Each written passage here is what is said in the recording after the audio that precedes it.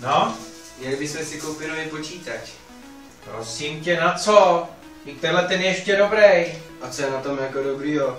Třeba ten procesor Intel Pentium 2,4 GHz. To je hrozně málo. Jaký zase herci, prosím tě? Člověče, v televizi je takový herců a co udělají panády v sobotu? Ale já myslel jako procesor v počítači. Jaký procesor zase? Tak se pojď podívat, já ti to ukážu. Ty furt máš v hlavě procesor, prosím tě. Tohle je procesor tam, kde je napsáno Intel. Tahle ta černá kostka, to je procesor, jo? Jo.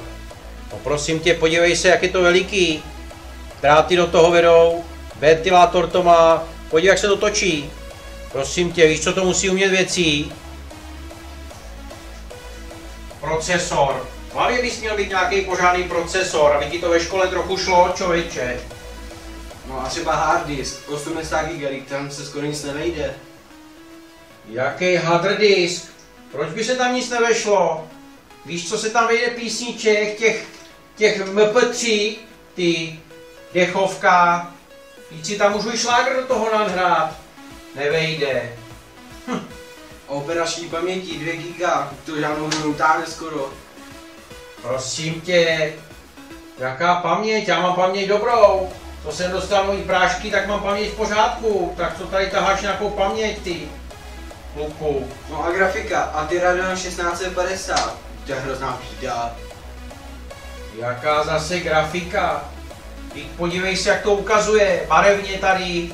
Já to koukám, teď jsem si prohlížel fotky tudle. Pěkně to šlo, grafika.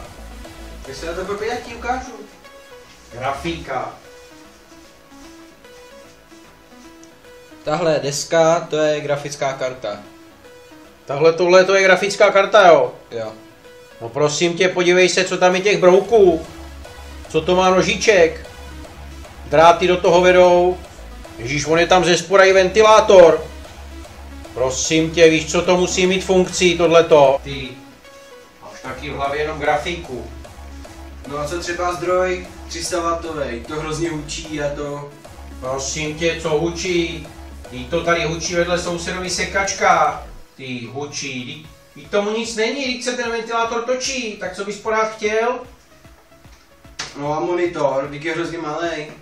Jaký malej, teď podívej, jak pěkně ukazuje. No a Prosím Windowsy. Co Windowsy? XPčka. No co je s nima? To už je hrozně starý, to nefunguje ani. Proč by to nefungovalo? Prosím tě, to funguje 8 roku a funguje to dál. Co pořád vymýšlíš, člověče?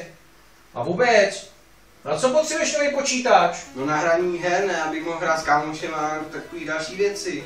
Prosím tě, hrát hry, jo? Takovej drahej stroj, kdybys na tom hrál hry, jo? Prosím tě, co se ti pořád nelíbí? Podívej, tady hrajou karty a jak to pěkně jde. Podívej, tady to rozdává, pořád vyhrává. Na co potřebuješ nový počítač?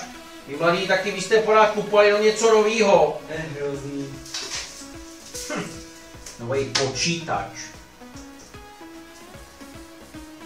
No, prosím.